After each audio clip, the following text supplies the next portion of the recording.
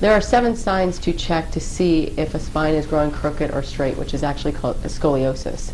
And the best way to do that is to have a child, whether it's your son or daughter, niece or nephew or grandchild, stand in front of you with their back in front of you. So they're looking away from you. You want to first check to see their head, to see if it's tilted to one side or the other. You can check their ears, if one's higher or not.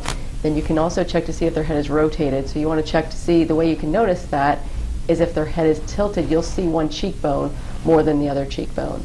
You can check the tops of their shoulders, if one's higher or lower. Then you can check their back, and preferably you want to do this with their shirt off, if possible. And you want to check to see the scapula. Put your hands at the bottom of the scapula to see if one is higher or lower. And that's a sign, if one is higher, that the spine could be crooked in the middle part of your back.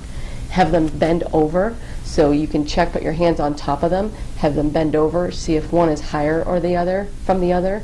Then you also want to check for your lower back, and it's really hard in the lower back to see by checking the hips, but you can put your hands on top of their hips.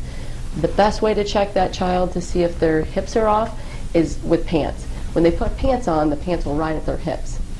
And with the pants, one leg will be longer than the other. The pant leg will wear a little bit more than the other pant leg if their hips, or if they have a curvature, scoliosis in the lower part of their back. And the best child to check, the ages are anywhere from about 6 or 7 up until about 14, and that's prime time to check for scoliosis.